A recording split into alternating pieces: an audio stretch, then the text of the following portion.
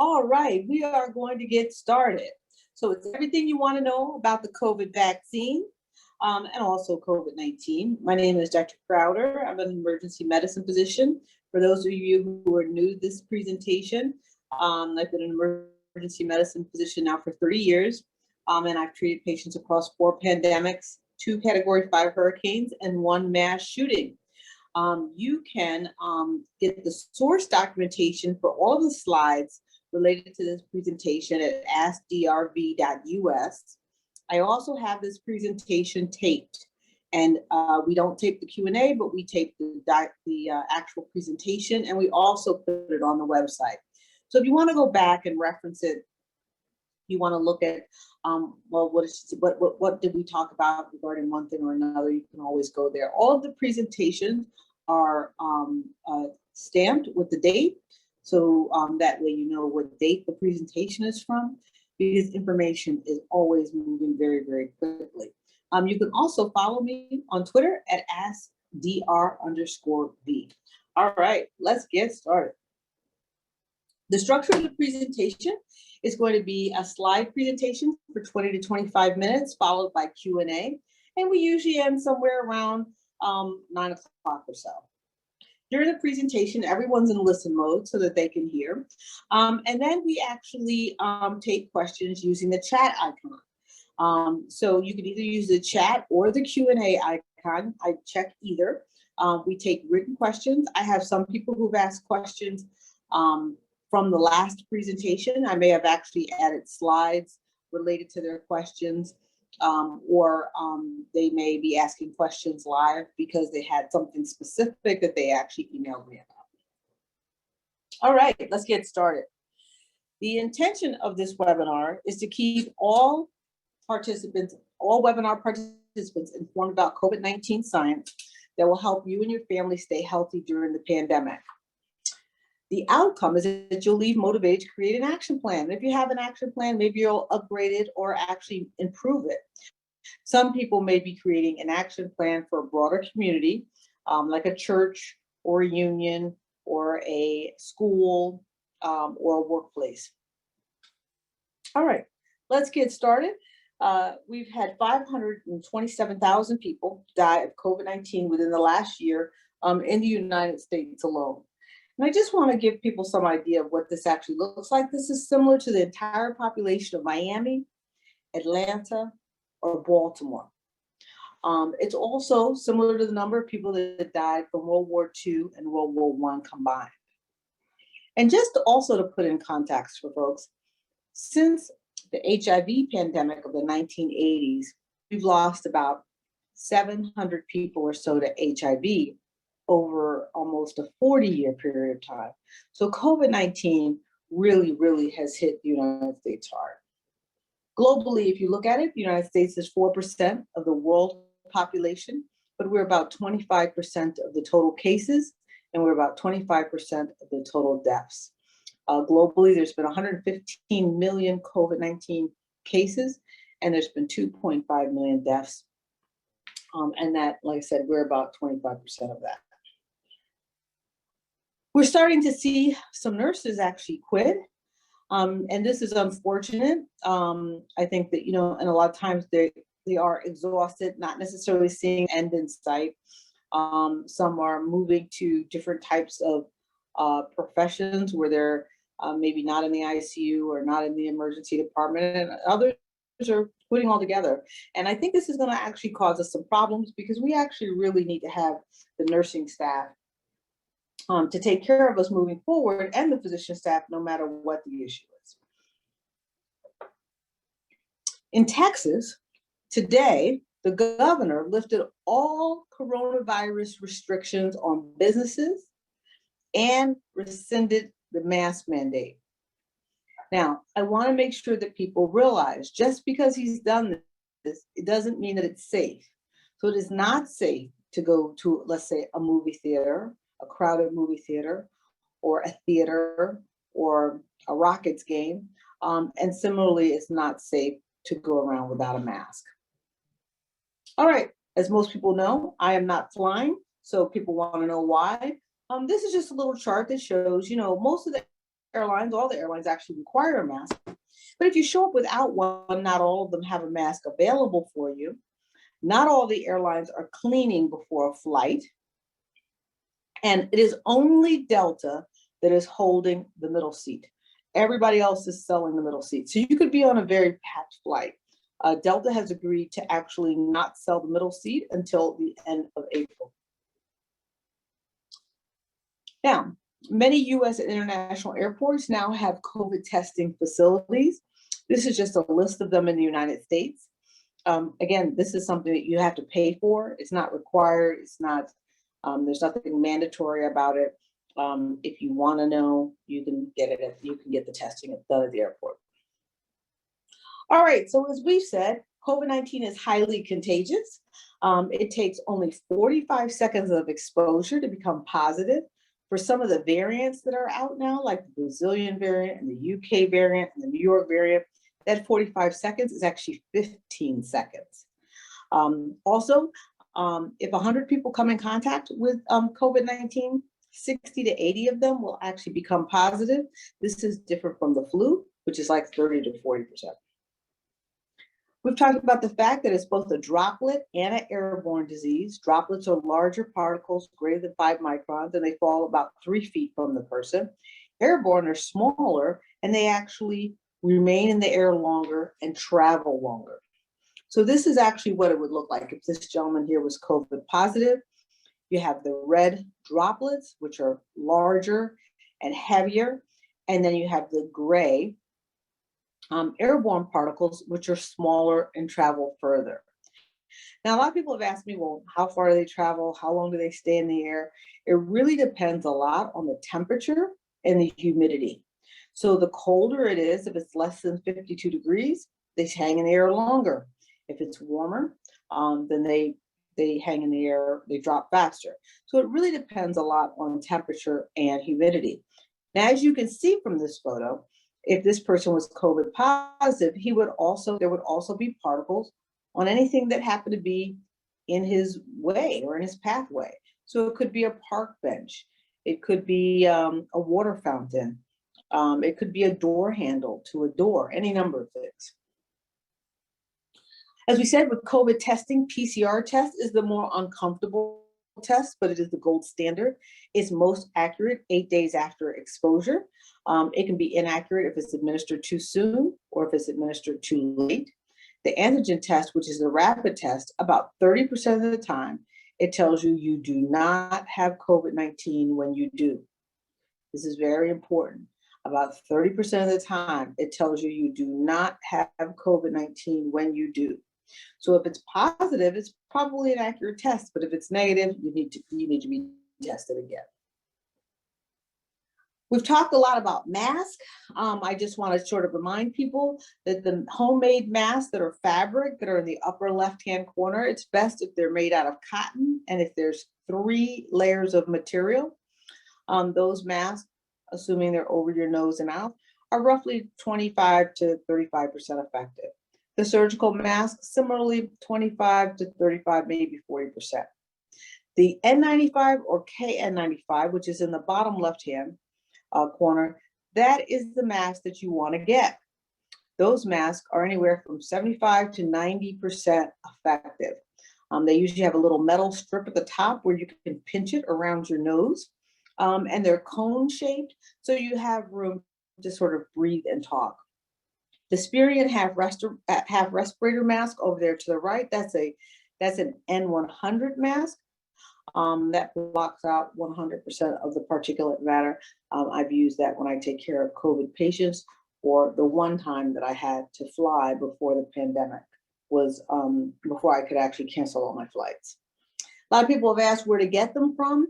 Costco actually recently announced today or yesterday that they actually have a new stock and new supply. I've also gotten the N95 mask at Lowe's and Home Depot. Costco obviously has larger packs. They're 100 masks for $259, so about $2.59 a mask. If you want to get a smaller 10 pack, I would say go to Lowe's or Home Depot or one of those stores. A lot of people say the masks are uncomfortable. This is just a quick reality check. This is actually what I do when I put someone on a ventilator. So we use the laryngoscope there, which is the metal object. We actually go into the back of their throat and actually lift up their chin and jaw and actually put this tube through their vocal cords and then connect them to a ventilator. All right, 6 clusters of symptoms for COVID-19. Cluster 1 is flu-like symptoms with no fever. Cluster 2 is flu-like symptoms with a fever. And cluster 3 is more like a stomach flu, nausea, vomiting, diarrhea. 1, 2, and 3 are usually self-limited, and you usually do not have to be hospitalized. You can usually get through that on your own at home. Oftentimes, these are preceded either by a loss of smell or a loss of appetite or a loss of taste. Clusters 4, 5, and 6 are the ones that actually need to be hospitalized. They're associated with fatigue, confusion, or they have a combination of respiratory and abdominal symptoms. These are the patients that often get admitted, may wind up in the ICU, or may die. We also have COVID TOEs. This is the multi-system vasculatory inflammation that you hear people talk about in the news. It's often in children, but you can also see it in adults. I've seen it in adults up to 55 years old. It looks like maybe your shoes were too tight, or maybe your toes were frostbitten. This is actually COVID-19 until proven otherwise.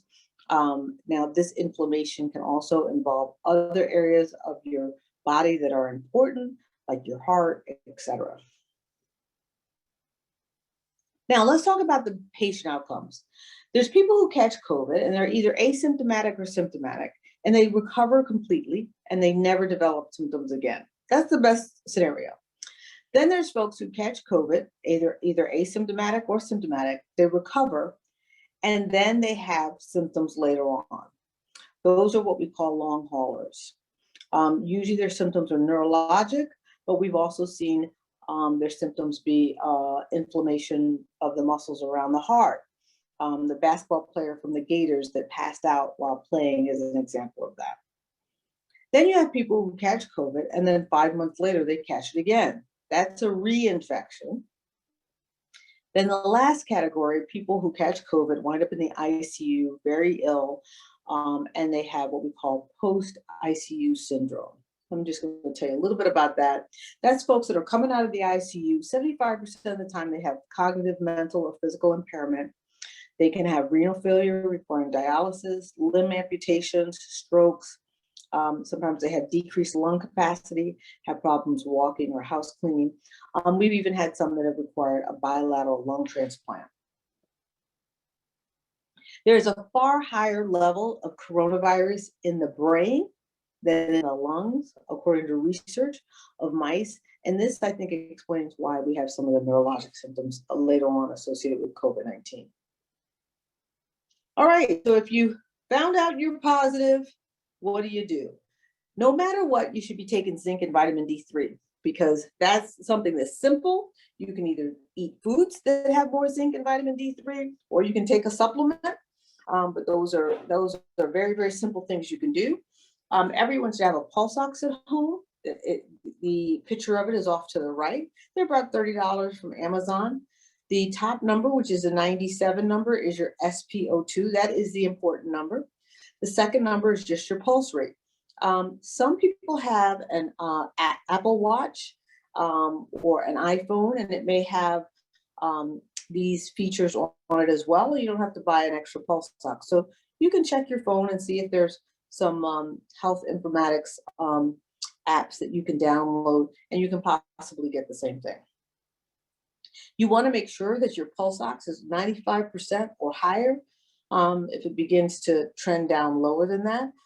The reason why we have people measure it is because often with this disease, you feel fine and you're not. So that is the reason why it's really, really important to measure it. You can't just go by how you feel with COVID-19. You want to have an access to a bathroom that's only used by you, a cell phone where you call 911 if you get into trouble. Have people leave food at a closed door. You want to make sure to open windows in your room and house. And I would upgrade your filter in your home, and I would do that now before anything happens, so you have better filtration in your home. We talked a little bit about COVID treatment. Obviously, oxygen and vitamin D and zinc. Famotidine is Pepsid AC. This is also something important to have in your home, Pepsid AC. And basically what Pepsid AC does is it actually decreases inflammation. And COVID-19, as I said, is an inflammation disease. So that's something, if you become COVID positive, you can actually take that at home. Decadron is a steroid. We're going to talk a little bit about the antibodies. They're made by both Regeneron and Eli Lilly. And then some people who actually fail ventilators have to go to ECMO, which is a machine that actually oxygenates their blood outside of their body. So let's talk about the antibodies for a second, because this is one thing that's important. If you get COVID-19 before you can get your shot, it's very, very important to know where can you get the antibodies. You want to call the hospitals or your doctor's office and find out, do they actually have an infusion center? It is an infusion that takes 2 to 3 hours. So usually it's either an emergency department or an infusion center. I just want to show people here the screening tool for it. It's very, very important because antibodies decrease the likelihood of you actually having to be admitted to the hospital by 70%. So it's really, really something that will make a big difference until we can get everyone vaccinated. So if you're 65 years or older and you've had symptoms for not less than 9 or 10 days, you can get antibodies. So this particular screening tool is 10 days. I can tell you at my hospital it's less than 9 days. So it's important not to be home suffering long periods of time with symptoms. If you have symptoms for 2 or 3 days, go get the antibodies.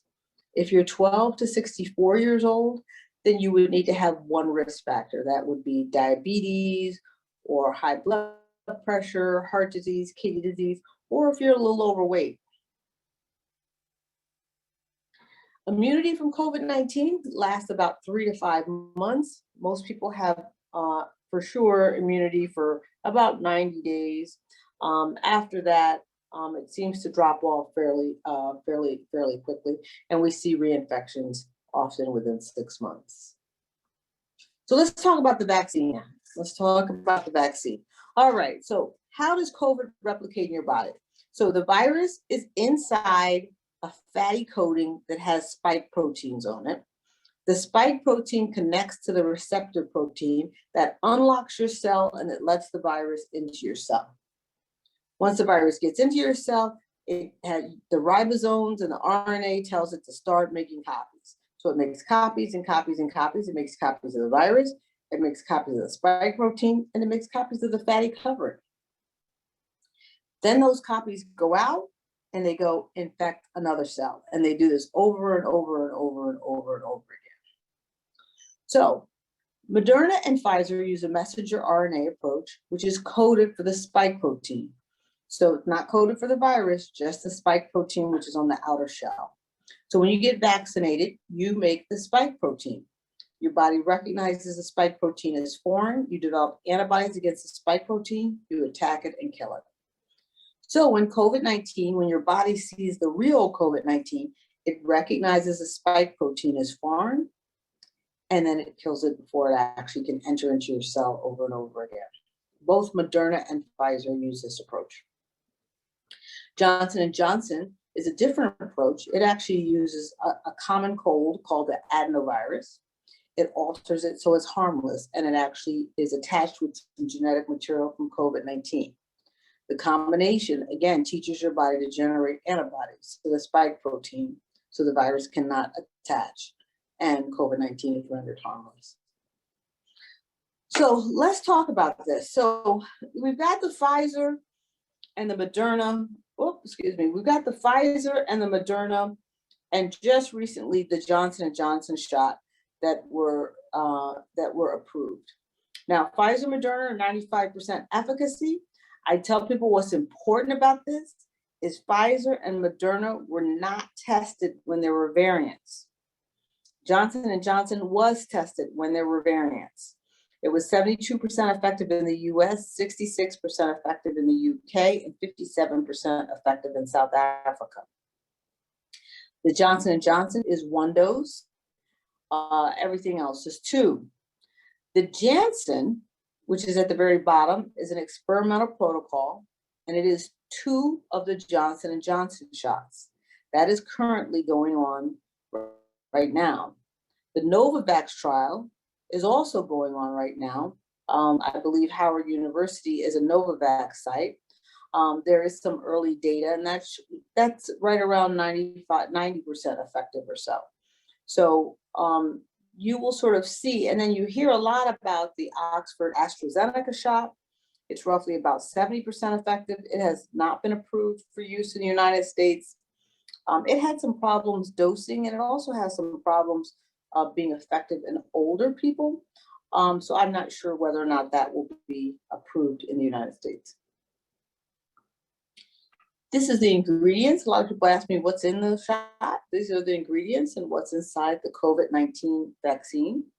So if you want to take a screenshot of that or something, you're welcome to. This is what FDA has on their website, as what's in each of the vaccines. People have asked me if antifreeze is in the vaccine or ethylene glycol. The answer is no. What is in the vaccine is polyethylene glycol, which is also found in lotions, creams, and toothpaste. And it's used to actually help the vaccine evade the immune system and stay in circulation longer. Now, some people ask, well, how was this vaccine developed so quickly? You know, maybe I don't trust it because it was developed so quickly. Well, it was not developed in 11 months. In fact, SARS happened in 2002 and resulted in about 800 deaths across 33 countries. And they started developing a vaccine for SARS. SARS is called SARS-CoV. This is a 2005 article that is from Emergency Infectious Disease. Again, it's 2005. This is actually on our website, and this actually talks about the spike protein and the importance of with SARS in producing a messenger RNA and a viral vector approach to a vaccine. And that's actually what they did.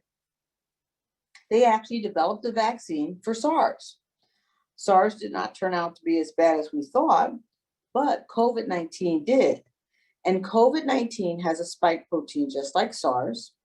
COVID-19 also causes severe respiratory symptoms, and SARS and COVID-19 have 80% of the same DNA. So it just happened that the pandemic was related to a vaccine that we had already gotten very, very far in development with. Now, mutations are occurring where there's places where there's a lot of replication, where there's a lot of infection. So that's why we have a New York, a UK, a Brazil, a California. You're going to have mutations in areas where you have a lot of infection. We don't know the extent because we don't have all of the surveillance testing that we need to have in place. Part of the $1.9 trillion bill is for us to stand up better genomic testing and surveillance.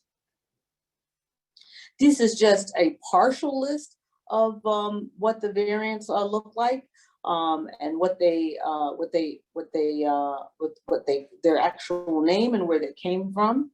The UK variant does seem to be the Moderna and Pfizer vaccine do seem to actually protect you against the UK variant. The South African variant, we're actually still getting data on that. That actually has a lot of alterations in the spike protein, and also it's much, much more dangerous for children. So I think this is something really to consider when you look at opening up schools, particularly that we've already seen the South African variant now in many states. The Brazilian variant has a very high transmission rate and also associated with a lot of reinfection. And then there's also a California variant. Last week, they found a new variant in New York. I'm still waiting to actually get the information on that, but this is another variant that may be vaccine evading. So if you look at the vaccine, there's been about 102 million vaccines distributed and about 78 million actually administered.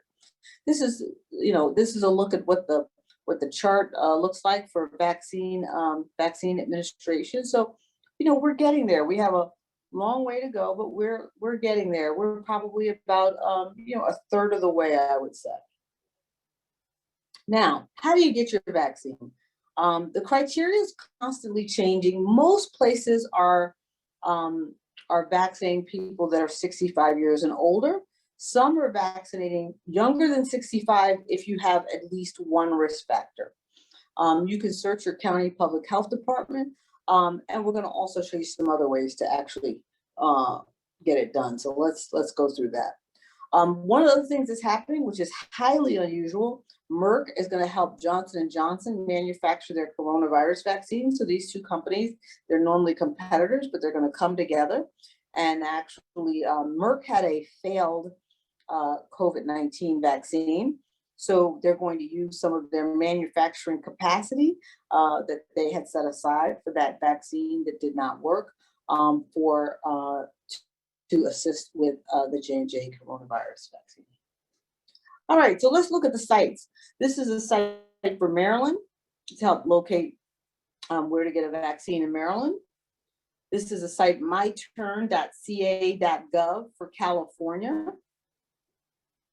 And you should check these sites almost daily because things change a lot. The White House also, it says here plans, but they did send millions of vaccines to retail pharmacies. So this is the Walgreens site. You have to register, and then you can go in and actually, and then they'll actually tell you whether or not you meet their criteria. And CVS. CVS originally was only doing about 10 states. The states in red, they have since opened up more states than that. So they're now doing more states than what's on this slide.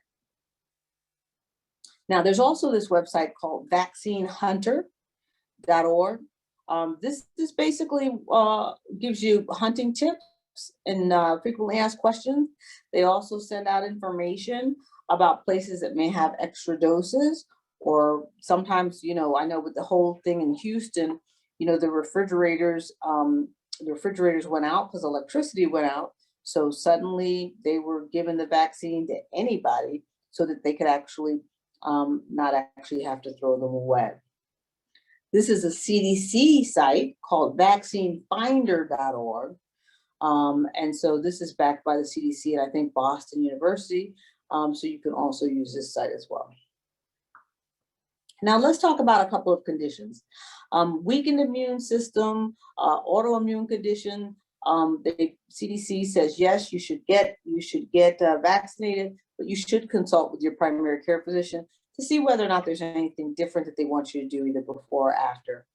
Guillain-Barré or Bell's palsy, they also say, yes, you should go ahead and get vaccinated. Pregnant or lactating women, this is kind of interesting because there's been no research on pregnant or lactating women. Now, pregnancy in and of itself is a risk factor for catching a virus. So you're more likely to catch a virus if you're actually pregnant. So what they're saying for women that are pregnant is that you may consider, after consultation with your OBGYN, getting a vaccine.